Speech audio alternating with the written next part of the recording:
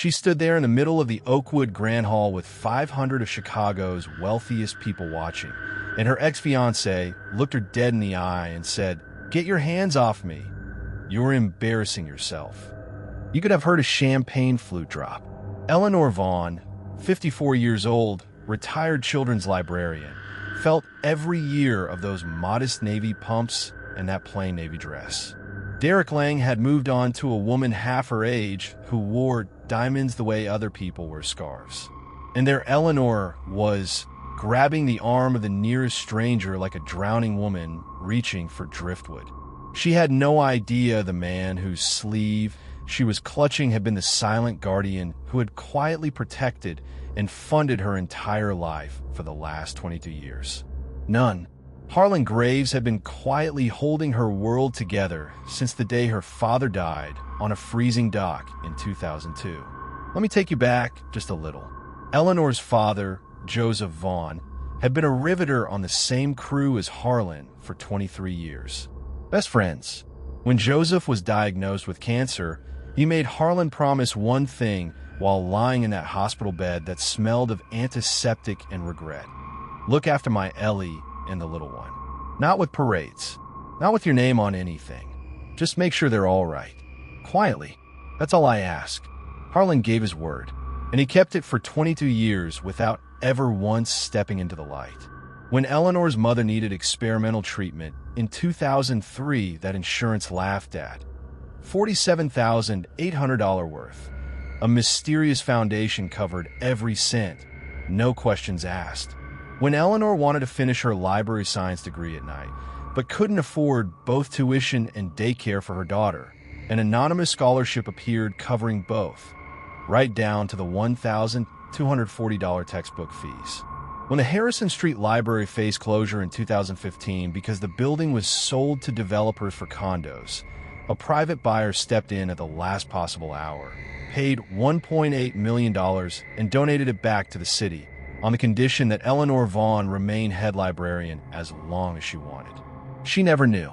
Harlan simply showed up at the right auctions, signed the right paperwork through 3 different law firms, and then went back to his little workshop on 18th and Canal rebuilding antique boat engines. No thanks required. That was the promise. Now here they stood in a ballroom that smelled of orchids and expensive cologne, and Eleanor was holding the arm of the one man on earth who had spent more than 2 decades making sure she could keep the life she loved. She had no idea. Yet, they moved toward the dance floor because it seemed the safest place to hide from Derek's stare. The orchestra was playing a slow waltz that reminded Eleanor of the vinyl records her father used to spin on Saturday nights. Harlan guided her with the easy confidence of a man who had danced on the decks of or carriers in every kind of weather. "You're trembling," he said softly, so only she could hear. "I just grabbed a complete stranger and called him sweetheart in front of my ex," she whispered back. "I may have lost my mind." A low chuckle rumbled in his chest. Or maybe you reach for the right port in a storm. Hard to tell sometimes. Something about the way he said it made her look up.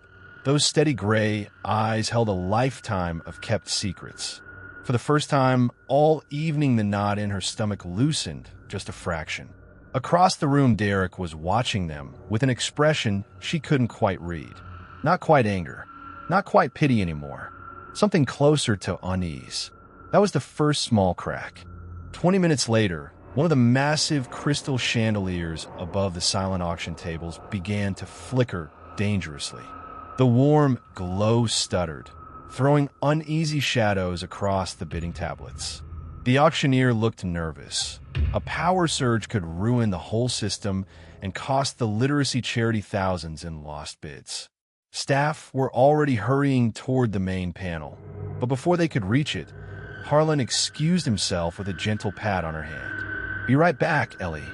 He walked over to a discreet electrical panel hidden behind a velvet drape, rolled his sleeves once, and had the entire system stabilized in under 90 seconds.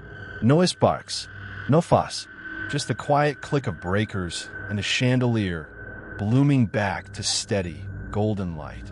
No one even noticed except Eleanor. She watched him wipe his hands on a plain white handkerchief and slipped back to her side like he'd only stepped away for a glass of water. "You just saved the whole gala," she said, stunned, the faint smell of warm wiring still clinging to his cuff.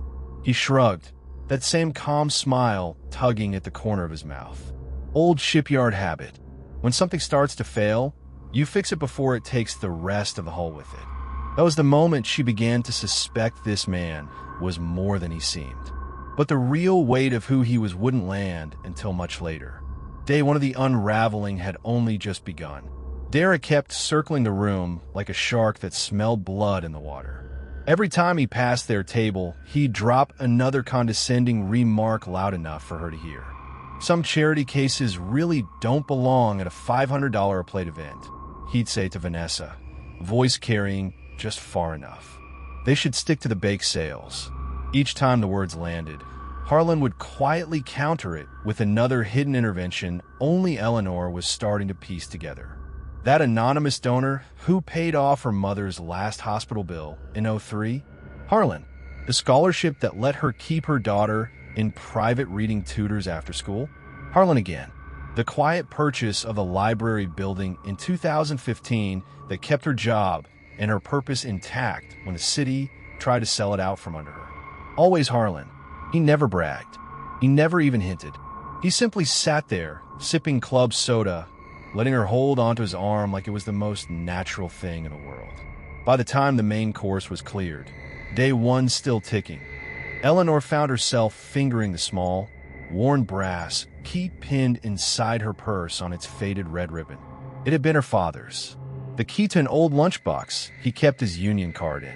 He'd pressed it into her hand the week before he died, telling her it opened doors you couldn't always see. She had no idea Harlan had been carrying an identical promise all these years. 19 hours until the live auction. And already the quiet man beside her was starting to feel less like a stranger and more like the only steady thing in a room full of polished lies. She held on tighter, the faint scent of machine oil and aftershave mixing with the orchids, and wondered for the first time in years if maybe she hadn't been invisible after all. She just hadn't known who was watching. Day two was coming, and with it, another small crisis she never saw approaching. 19 hours until the live auction. Day two started with rain tapping against the tall windows of the old municipal library like impatient fingers. Eleanor arrived at her desk at 7 sharp, the way she had for 29 years. Carrying 2 thermoses of coffee and the faint hope that yesterday's gala had been nothing more than a bad dream. The brass key on its faded red ribbon was still pinned inside her purse. She caught herself touching it 3 times on the bus ride over. It felt warmer than it should have, almost alive. Harlan wasn't at the library that morning. He never was on Tuesdays. That was part of the rhythm she was only beginning to notice. He'd appear when the building needed a new roof beam in '09, or when the furnace died on a January night in '14, always with the right part, never asking for thanks. But today the place felt watched, not in a comforting way. At 8:15, the first phone call came. Mr. Whitaker from the city council, voice clipped and official. "Ms. Vaughn, the appraisal team will be there at 10. They're moving the auction up. New developer interest. We need fresh comps on every piece in the collection before the gavel falls tomorrow night." Eleanor's stomach dropped. Tomorrow night. That meant the entire rare book wing, the heart of the place, had to be cataloged, photographed, and crated by close of business today. She had 4 staff members, 2 of them part-time retirees who still used typewriters in the 90s. The brass key suddenly felt heavy against her ribs. She hung up, rolled up her sleeves, and started pulling the rolling ladders herself. The scent of old paper and lemon polish filled the air, but underneath it she kept catching that faint trace of machine oil again, as if Harlan had walked through the stacks only minutes earlier. By 10:30, the appraisal team had arrived, 3 young suits with clipboards and laser measures who looked like they'd never cracked a spine that wasn't on a Kindle. They moved through the shelves like appraisers at a yard sale, marking down first editions with indifferent strokes. Eleanor followed them, quietly correcting dates, explaining provenance, trying not to let her voice shake. One of them, a sharp-faced man named Reynolds, actually laughed when she described the 1782 printing of Poor Richard's Almanac. Sentimental value doesn't pay property taxes, ma'am. She felt the old wound open again. The same tone her own son had used last Christmas when he suggested she finally retire the card catalog. Invisible, obsolete, a charity case at a $500 a plate table. That was when the first mini-crisis of the day hit. At 11:20, the fire alarm panel in the basement began to scream. Not a drill, a real, ear-splitting wail that echoed up the stairwells and sent the appraisers scrambling for the exits. Sprinklers hadn't triggered yet, but the whole system was going haywire. Eleanor ran down the narrow concrete steps, heart hammering against the brass key in her purse. The smell hit her before she reached the bottom, scorched wiring and something metallic. The main electrical panel was wide open. Someone had yanked half the breakers and left a small gray toolbox sitting on the floor. Inside was a handwritten note on a folded piece of heavy stock paper. Panel C17 was about to arc fix the ground. Back in 20. Ash. Harlan. She stared at the note. The same sturdy handwriting she'd seen on repair logs for decades, without ever connecting the dots. The key in her purse suddenly felt like it weighed 10 pounds. Her father's voice echoed in her memory. It opens doors you can't always see, Ellie girl. She reset the alarm, closed the panel, and was back upstairs before the fire department even arrived. The appraisers returned sheepishly. Reynolds actually apologized for the inconvenience. Small reversal. Small, but it steadied her hands as she continued pulling volumes for photography. By 2 o'clock, the temperature in the main hall had climbed into the 80s. The ancient HVAC system, the one the city had refused to replace since the Clinton administration, had finally given up. Sweat beaded on Eleanor's forehead while she tried to keep the rare maps from curling. The appraisers were getting restless. One of them muttered that perhaps the whole building should be condemned before the auction rather than during it. That was the second crisis of the afternoon. She was on her knees behind the circulation desk, wrestling with a stuck filter when the brass key slipped from her purse and clattered across the tile. Reynolds picked it up, turning it over with mild curiosity. Old skeleton key? Goo. Family heirloom. Before she could answer, the front doors opened with a familiar creak. Harlan walked in carrying a battered green igloo cooler and a canvas tool bag that looked older than both of them. He wore the same quiet gray jacket from the gala, sleeves rolled to show forearms still corded from a lifetime of real work. Machine oil stained his left cuff. He didn't look at the appraisers.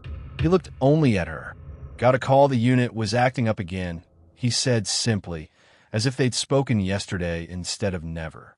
Brought the spare compressor from my shed. Should get you through the next 36 hours. Reynolds smirked. You the maintenance man? We're trying to value assets here, not patch holes. Harlan set the cooler down without answering. The faint clink of ice inside it carried across the suddenly quiet room. He knelt beside Eleanor, close enough that she caught the aftershave again, bay rum and something like cedar. Their hands brushed when he took the filter from her. The contact lasted half a second. It felt like 20 years. Day two's been long, he murmured, so low only she could hear. But that key your daddy gave you, it still works. You just gotta decide which door you're ready to open. Eleanor's throat tightened. She thought of her mother's hospital bill paid in full the week before Christmas 2003. The anonymous scholarship that had kept her daughter, now a grown woman living 3 states away, from falling behind in school. The sealed bid that had mysteriously beaten the developer in 2015 and kept these doors open. She watched Harlan's steady hands as he disassembled the ancient compressor with the calm of a man who'd done it 1,000 times. Reynolds and the other appraisers eventually wandered back to their clipboards, pretending not to notice the old man in the corner who clearly knew every inch of a building they were here to bury. By 4:15, cold air was moving again. The maps stopped curling. Harlan packed his tools without fanfare, nodded once to Eleanor, and slipped out the same way he'd come. No would be. No explanation. Just the lingering scent of machine oil on the air and the toolbox he'd deliberately left behind. Inside it, beneath a clean shop rag, lay another folded piece of that same heavy stock paper. On it, in his careful hand, 19 hours now down to 17. The auction catalog they're building is missing 3 entries. Pages 47, 112, and the unlisted ledger in the director's safe. You'll know what to do when the time comes. Eleanor closed the box slowly. The brass key in her purse felt almost hot now, as if it recognized its twin. She looked around the room at the polished wood, the afternoon light slanting across 29 years of her quiet stewardship, and realized something that made her sit down hard on the step stool. Harlan hadn't just been keeping the building alive. He'd been keeping her alive. The question wasn't whether the library would survive the auction anymore. The question was how much longer Harlan could keep hiding in plain sight before the whole truth came crashing down like that faulty fire panel. Day 3 was coming, and with it, another small crisis she could already feel gathering, the way you feel a storm hours before the first drop of rain. Eleanor sat there on that worn wooden step stool until the afternoon light stretched into long gold fingers across the reference desk. The brass key in her purse seemed to pulse against her hip like a second heartbeat. She didn't know whether to laugh or cry. 29 years she had walked these floors thinking she was the one holding everything together with sheer stubbornness and careful budgeting. Turns out the real architect of her little kingdom had been hiding in plain sight the whole time, oil on his knuckles and secrets in his pockets. She reached into the toolbox again, fingers brushing that folded paper like it might burn her. The same heavy stock, the same careful handwriting that had appeared in her life at all the right-wrong moments. 17 hours, it read now. 17 hours until those polished auctioneers came back with their gavels and their clipboards and their certainty that this place was just another obsolete building full of dusty books nobody wanted anymore. You ever sit alone in a room that suddenly feels too big for you? That's what Eleanor felt right then. The high ceiling she'd fought to keep painted, the oak shelf she'd refinished herself back in '98 with 3 coats of tung oil that still smelled faintly sweet on humid days. All of it had been watched over by a man she'd barely noticed until he started leaving her these quiet instructions. Day 3 started with rain. It came down steady at 6:12 a.m., the kind of cold autumn rain that finds every crack in 100-year-old windows. Eleanor arrived at the side service door with her umbrella dripping onto the mat, only to find the lock jammed. Not broken, jammed. Someone had slid a thin metal shim into the mechanism, just enough to keep the bolt from throwing properly. She stood there in the downpour for a full minute, water running off the brim of her rain hat, before she remembered the second note from the night before. Pages 47, 112, and the unlisted ledger. She let herself in through the main doors instead, shoes squeaking on the marble, and headed straight for the director's office she'd occupied since 2001. The safe behind the watercolor of the old Carnegie building was exactly where it had always been. She never opened it in all these years, never had the combination, but the brass key in her purse slid into the small keyhole on the dial like it had been waiting for this exact moment. 1 turn. 2. The heavy door swung open with a soft click that seemed to echo through the entire empty building. Inside sat 3 things. First, a thin manila folder marked simply Eleanor, do not open until necessary. Second, a small leather-bound ledger from 1971 with entries written in the same neat hand she was starting to recognize as Harlan's. And third, that same heavy stock paper, folded once, resting on top like it had been placed there yesterday instead of decades ago. She picked it up with fingers that weren't quite steady. Day 3. The rain isn't random. Check the northwest stack. 3rd shelf from the bottom. You'll understand why some books were never cataloged. Eleanor's world was doing a full rotation right about then. She walked through the silent library, rain hammering the skylights overhead, until she reached the northwest corner where the Civil War histories met the local genealogy records. The third shelf from the bottom held nothing but a single slim volume bound in faded green cloth. No call number, no spine label, just a small embossed stamp in the lower right corner that read, "Property of H.C., Private Collection." She pulled it free. The scent of old paper and something else, machine oil again, faint but unmistakable. Inside the front cover was a handwritten note dated March 14th, 1978, the day after her mother's first cancer diagnosis. The note wasn't addressed to anyone. It didn't need to be. Medical expenses covered through auxiliary fund. Scholarship application for the daughter approved and sealed. Building maintenance trust remained solvent. Continue as before. Ush. Eleanor pressed the book to her chest like it was a living thing. 1978.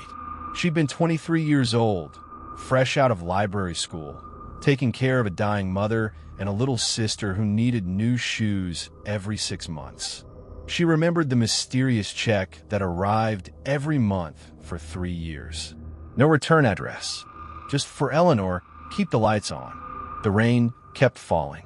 By 10:30, the other appraisers had arrived, shaking water from their coats and complaining about the roads.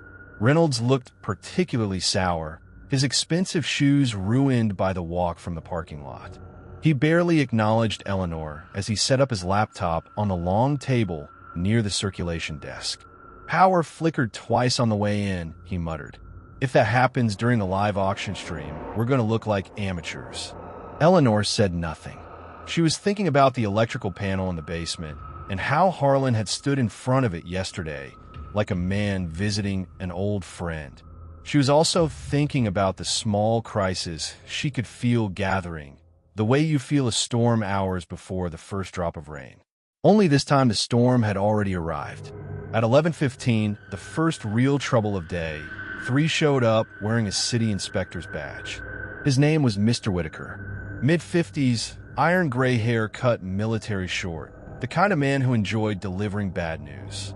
He handed Eleanor a clipboard with a notice that made her stomach drop straight through the floor. "Anonymous complaint received yesterday afternoon," he said, not unkindly, but with the flat certainty of someone who'd done this 100 times. Claims the building's structural integrity has been compromised in at least 3 locations. We're required to do a full inspection before any public auction can proceed. If we find violations, the whole thing gets postponed, maybe indefinitely. Reynolds looked up from his laptop like a shark smelling blood. "Well, that's unfortunate." Eleanor kept her face calm, but inside she was spinning. An anonymous complaint. On day 3, right after Harlan had warned her about the catalog and the ledger. She thought of that faulty fire panel again, the one that had nearly taken the whole West Wing in 2009 before Harlan had spent 3 nights rewiring it by hand. "What exactly are you looking for?" she asked. "Mainly load-bearing walls, foundation cracks, evidence of water damage from that roof leak you folks have been dancing around for years." Whitaker checked his watch. "I'll need access to the basement, the attic, and all 3 subfloors. Should take about 4 hours if everything's straightforward." 4 hours. The auction was now 16 hours away. Eleanor led him downstairs, her mind racing through every corner of the building she thought she knew by heart. But she didn't know it. Not really. Not the way the man who'd been secretly keeping it alive for decades knew it. They reached the basement mechanical room at 11:47. The smell of machine oil was stronger here, almost comforting in its familiarity.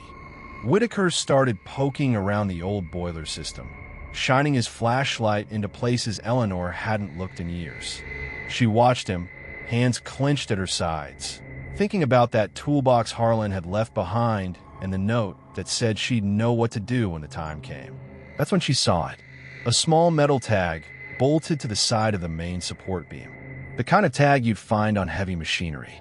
Only this one had been engraved with a single line of text, so faint most people would have missed it entirely. Maintained under private trust, H. Caldwell, 1994. Ashkaldwed. Harlan Caldwell. The name landed in her chest like a stone dropping into deep water. She'd seen that name before, not on maintenance logs or donor plaques. She'd seen it on the very first anonymous scholarship letter that had arrived for her daughter in 2004. The letter that had been signed with only an initial, Ush. The inspector was moving toward the far wall now, the one that had developed that hairline crack after the heavy snows of 2011. Eleanor remembered the panic she'd felt back then, the sleepless nights wondering how she'd ever afford the repairs. Remembered waking up one morning to find the crack simply gone, mortared over with such precision that even the building inspector at the time had been impressed. Interesting, Whitaker said, running his fingers along that same wall. This repair work is exceptional, almost like it was done by someone who understood exactly how these old buildings breathe. Eleanor didn't answer.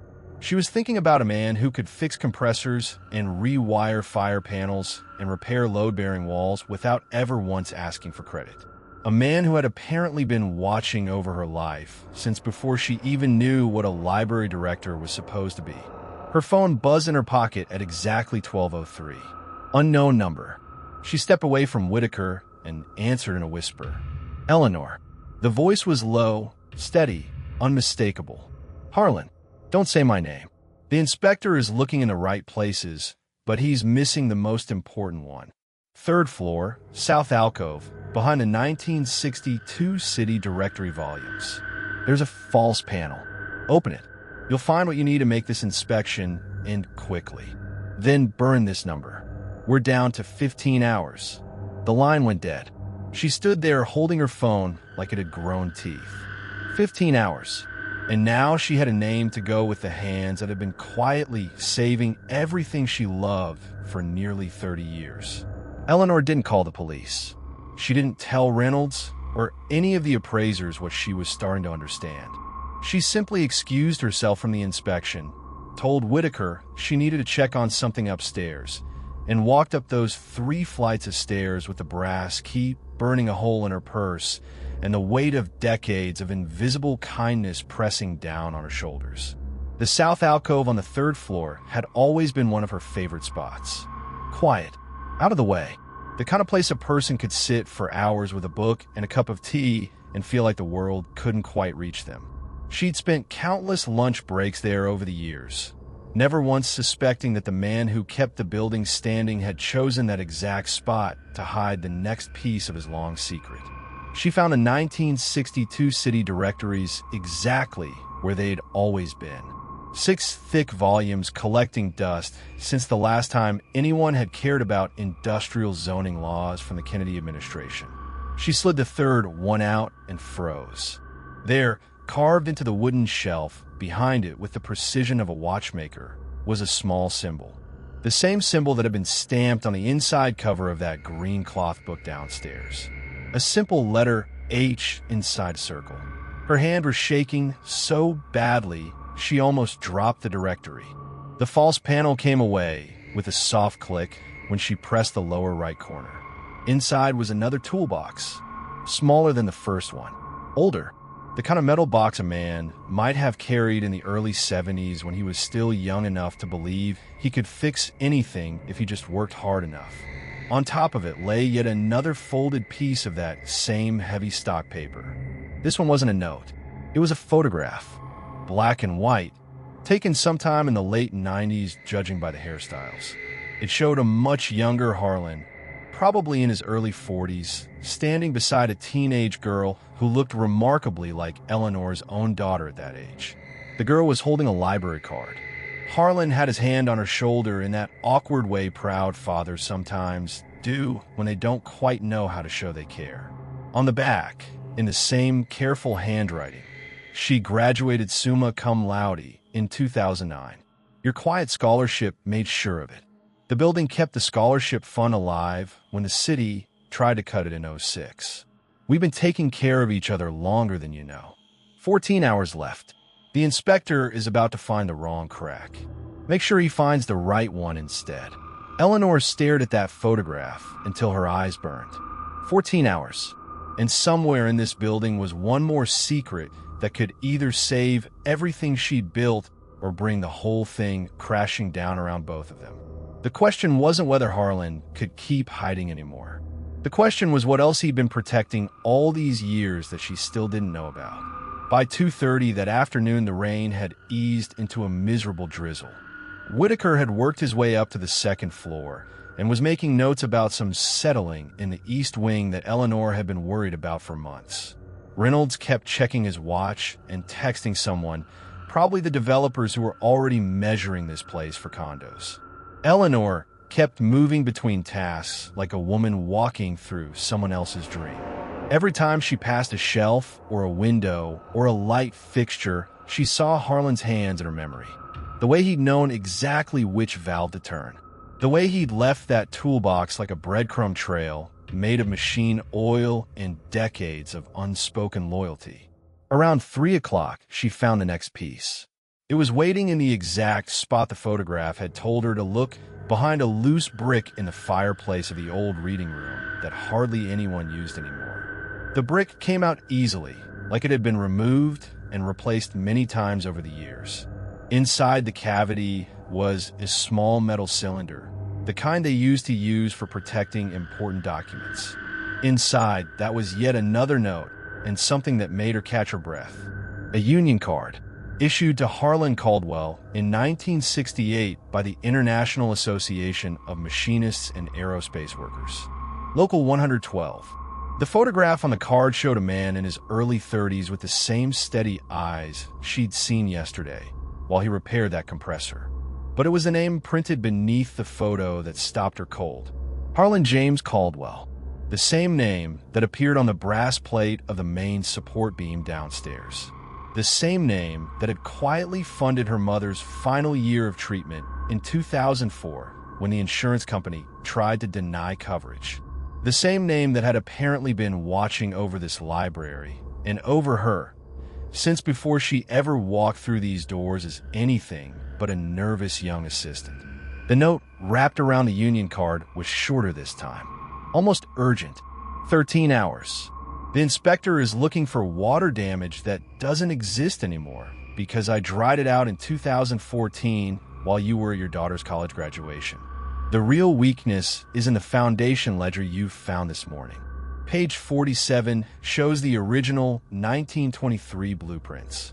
Page 112 has my reinforcement schematics from 1997. The unlisted ledger in your safe proves the maintenance fund has been fully capitalized since 1971. Show Whitaker only what he needs to see. Nothing more. He's not the enemy. He's just a man doing his job. We both know what real enemies look like. Eleanor slipped the union card into her pocket, next to the brass key. The weight of it felt like 30 years of invisible hands holding her up when she thought she was standing on her own. She was starting to understand something important now. Harlan hadn't just been maintaining a building. He'd been maintaining a promise. A promise he'd made long before she ever knew his name. To a version of herself that had been too young and too frightened to realize how much help she actually needed. The rain picked up again around 4 o'clock. That's when the second mini-crisis of day 3 arrived, wearing the face of a man Eleanor thought she'd never see again. His name was Martin Greer. He walked into the library at 4:17 exactly, shaking rain from an expensive wool coat that probably cost more than Eleanor's monthly salary. She recognized him immediately, even though it had been nearly 15 years. He'd been the city councilman who tried to close this branch back in 2009 during the budget crisis. The one who'd stood in this very room and declared that sentimental old buildings don't pay property taxes. Now here he was again, older, grayer, but with the same smug certainty in his eyes. Ms. Eleanor, he said, using her first name like they were old friends instead of people who'd once stood on opposite sides of a picket line. I understand there's some question about the structural viability of this property. Thought I'd stop by and offer my assistance. As a concerned citizen, of course. Reynolds practically beamed at the sight of him. Eleanor felt the brass key and the union card burning against her leg like twin accusations. 13 hours until the auction. An inspector crawling through her building looking for reasons to shut it down.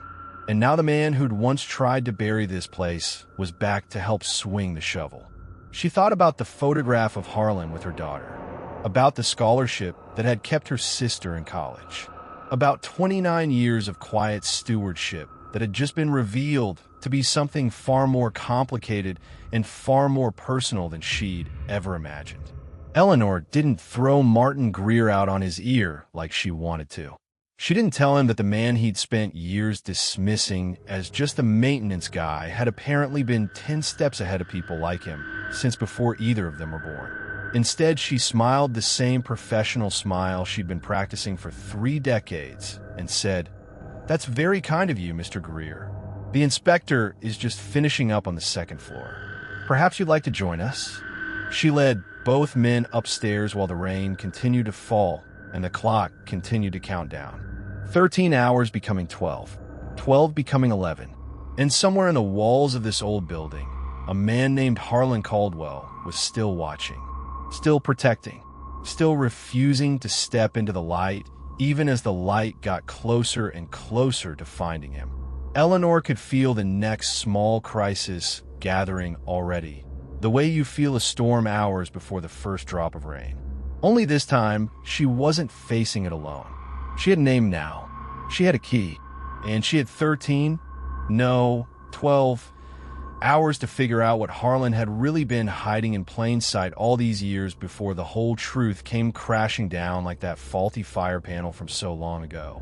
The folded paper in her pocket felt heavier with every step. She watched the inspector's flashlight beam crawl along the baseboard like it was hunting for blood. Martin Greer walked 2 steps behind her, hands in the pockets of that same camel hair coat he'd worn the day he first tried to buy the building out from under her 21 years ago.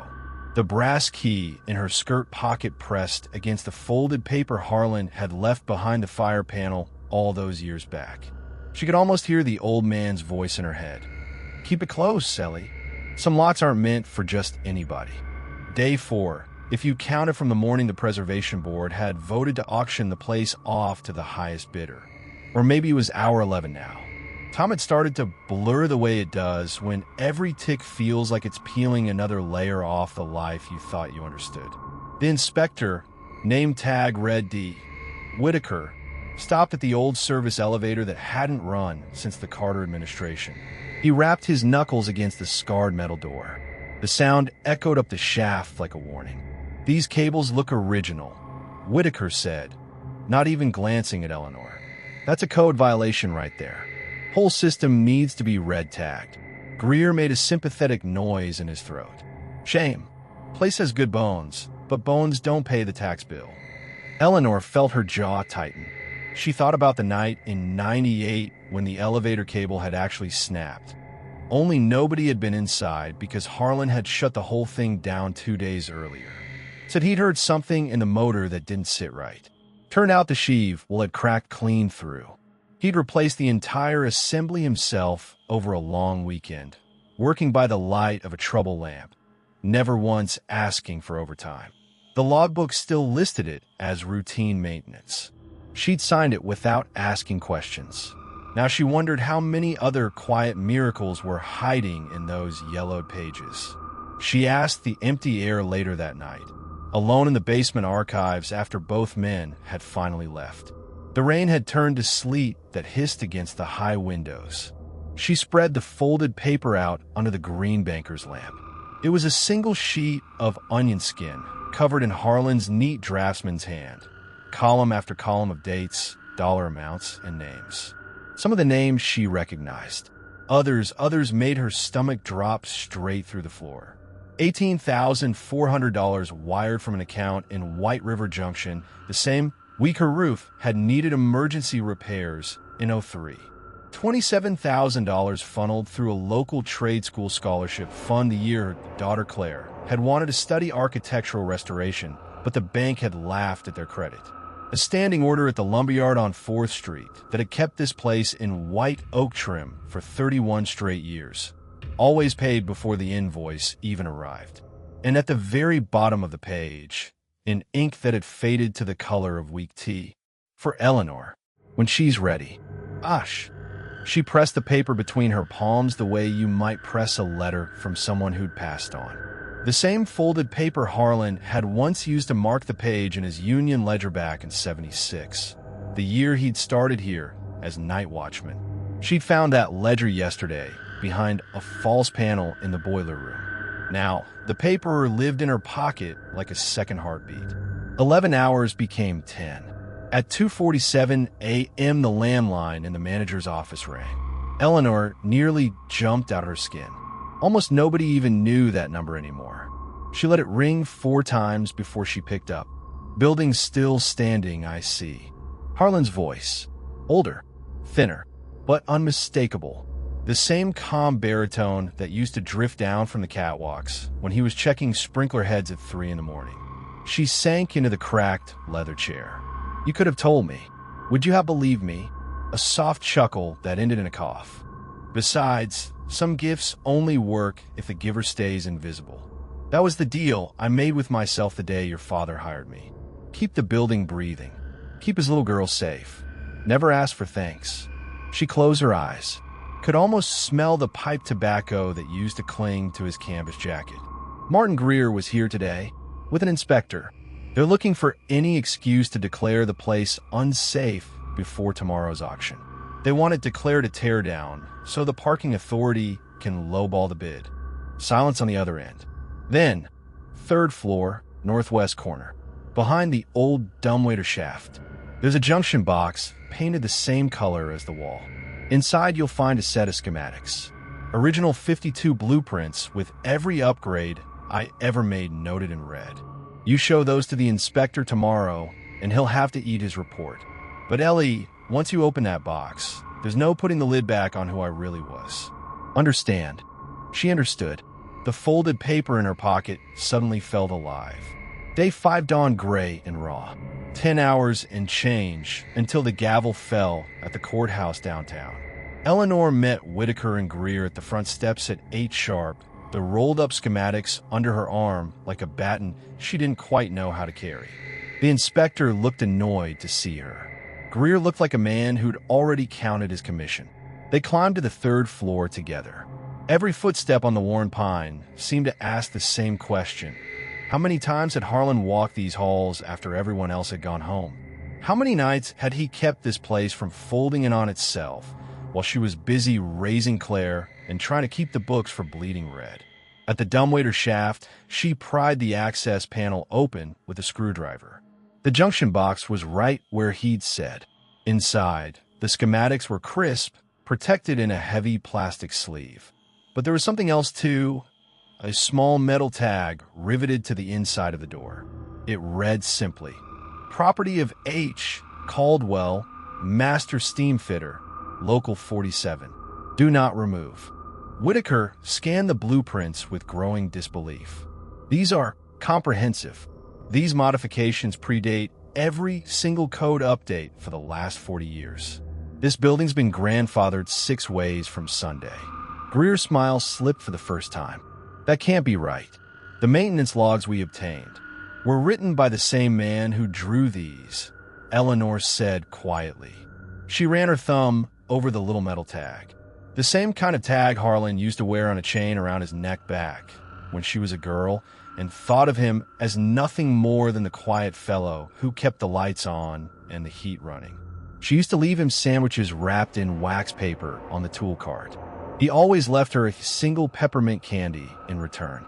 She still had the last one, pressed flat between the pages of her father's old union card. That was the moment the second small crisis landed. Her phone buzzed. A text from an unknown number. They know about the trust. They're moving the auction up. 7 hours now. Get to the records vault before they change the locks. Ush. She looked up. Both men were watching her. "Everything all right, Ms. Vaughn?" Greer asked. His voice had that same fake-friendly tone he'd used the day he called her father's legacy quaint. She slipped the phone in her pocket, right next to the folded paper that had started this whole unraveling. "Fine," she said. "Just one more thing I need to check before we finish the inspection. 7 hours. She led them toward the records vault on the ground floor. heart hammering against the brass key and the union card and the weight of 30 years of unseen hands holding her life together. Harlan was still refusing the spotlight, still protecting her from the dark the only way he knew how, one quiet correction at a time. But the light was getting closer now. She could feel it burning against the back of her neck like the first warm breath of dawn after the longest night of her life. And whatever waited behind that vault door, she had the terrible feeling it was going to change the story of this building and the story of the man who had become its ghost forever. The folded paper in her pocket rustled as she walked, almost like it was trying to speak. She could still smell the faint trace of machine oil on that old union card, the same scent that used to cling to Harlan's coveralls when he'd fix the boiler at 3 in the morning so her father's night shift at the textile mill wouldn't come home to a freezing house.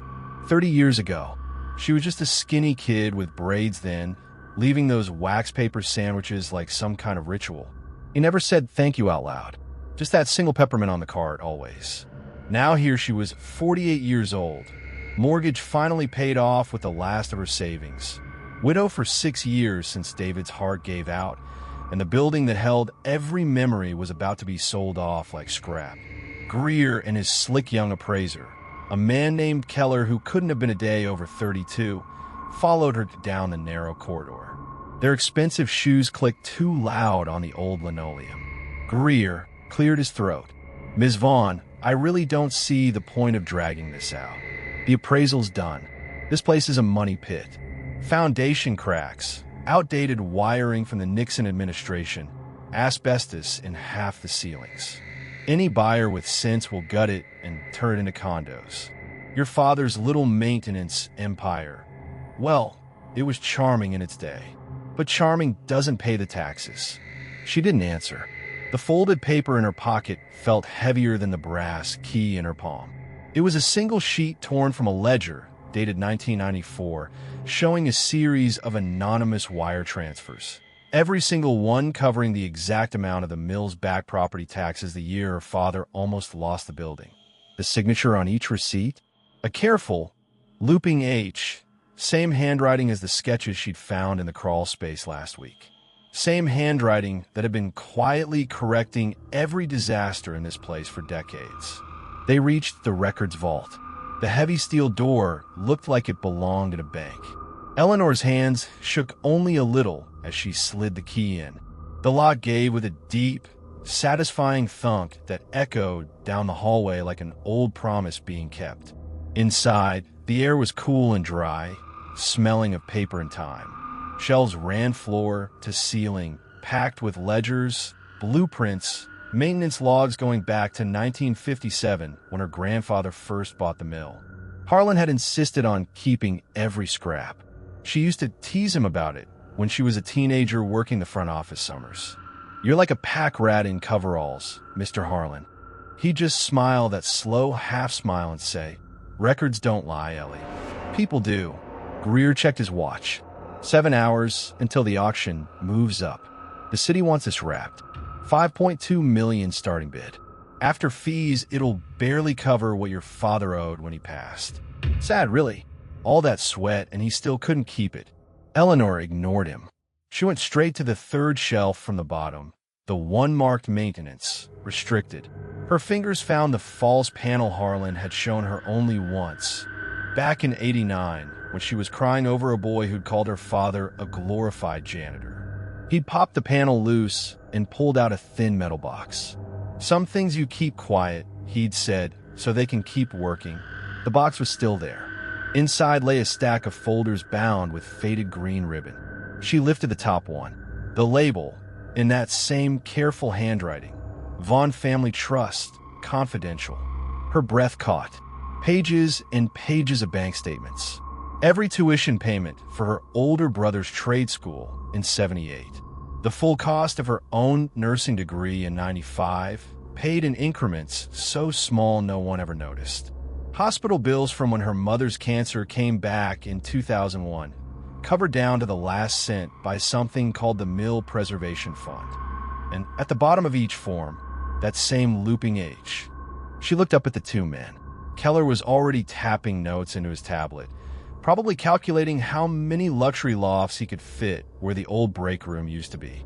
Greer wore that same pitying expression he'd had at the reading of her father's will 6 months ago, when he'd called the maintenance logs quaint relics from a dying trade. You know, Greer said, voice dripping professional sympathy, some people just don't know when it's time to let go. Your father clung to this place like it owed him something. In the end, it only dragged him under. Best to cut losses now. That was the exact phrase he'd used at the funeral reception. Best to cut losses. She'd wanted to slap him then. Instead, she nodded like a good daughter and gone home to cry into David's old flannel shirt. But now the second reversal was already in motion, because the unknown number had been right. They didn't know about the trust, and they were coming. Eleanor closed the folder. Her voice came out steady, almost gentle. Mr. Greer, before we go any further, I need you to look at something. She handed him the top page from the ledger, the one with the wire transfers. He scanned it, eyebrows rising. What's this? Some old accounting trick. No trick, she said. That's 37 years of my family's debts being paid by one man who never once asked for credit. The same man who replaced the entire roof in '03 after that hailstorm, using his own pension money so the insurance company wouldn't jack up the rates. The same man who sat in the dark at 2:17 a.m. every third Thursday for 29 years running diagnostics on the old steam system because he knew my father's union card meant everything to him. That man is the reason this building is still standing instead of a pile of bricks. Keller snorted. With all due respect, Ms. Vaughn, maintenance men don't have that kind of money. This has to be a forgery. She smiled then, the first real smile in months. It felt like cracking open a window that had been painted shut for years. You're right about one thing, she said. Harlan never had that kind of money. Not on a custodian salary. But he had something better. He had friends in every trade union from here to the state line. He had a reputation for fixing things that nobody else could. And most of all, he had loyalty. The kind that outlasts pensions and pride and even death. The vault door creaked again. All three of them turned. Harlan stood there in the doorway. He was 71 now, shoulders still broad under a clean canvas jacket, silver hair cut military short. The same quiet eyes that used to watch over her father's mill like it was his own child. In his hand, he held a small wooden box, the kind that once held .45 cartridges during his tour in '68. He looked at Greer and Keller the way a man looks at a leaky valve he's about to shut off for good. Evening, gentlemen, he said. His voice was low, rough from years of breathing dust and not complaining about it. Looks like the auction just got interesting. Greer recovered first. Mr. Harlan, is it? This is a private inspection. You'll need to leave. Harlan didn't move. He simply opened the wooden box. Inside lay a single brass key, a stack of original deeds, and a folded letter dated last month from the City Historical Commission. He handed the letter to Greer. The younger man read it. His face went the color of old paste. Eleanor watched the exact moment the world shifted under Greer's expensive shoes. The letter declared the Vaughn Mill eligible for full historical landmark status, based on documentation submitted anonymously over the past 14 years by 1H Caldwell, retired Navy Seabee and master mechanic. Documentation that proved the building contained original 19th century truss work worth preserving, along with a complete archive of regional industrial history. The kind of status that came with $12 million in restoration grants and permanent protection from private development. Keller's tablet clattered to the floor. You, Greer stammered. You did this? All of it. Harlan closed the box with a soft click. Somebody had to. Man like Tom Vaughn, your father, Ellie, gave me my first real job when I came home from the war with nothing but nightmares and a bad back. I owed him. Owed this place. Figured the best way to pay was to make sure it outlived all of us. He looked at Eleanor then, really looked at her for the first time since she'd been that little girl with the sandwiches. His eyes were wet. Should have told you sooner. But some lights work better in the dark. Keeps the machinery running smooth.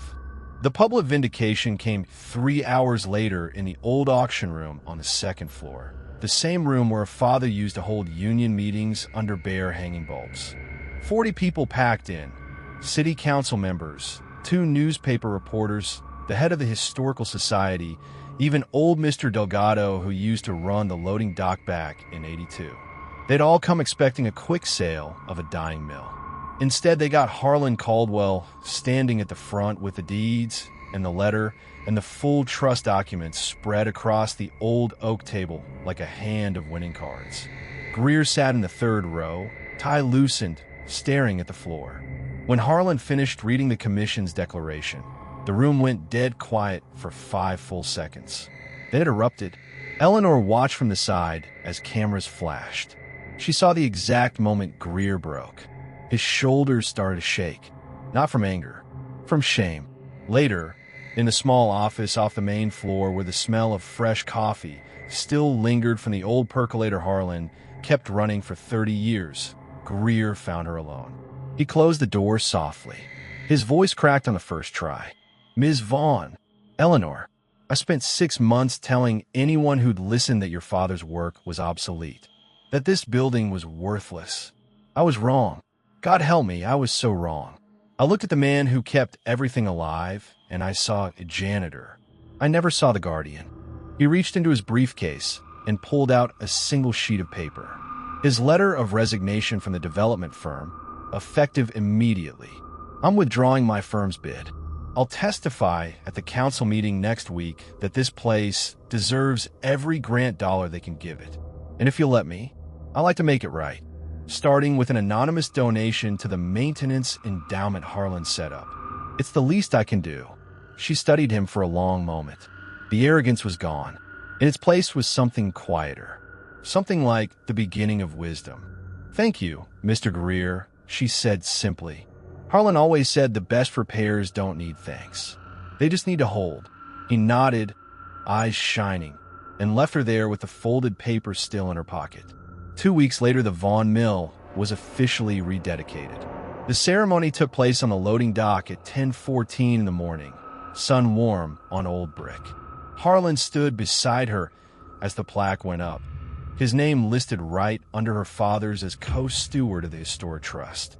He tried to step back when they called him forward, same as always.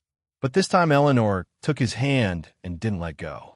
After the applause died down, after the reporters packed up their cameras and the council members shook their hands, Harlan pulled something from his jacket.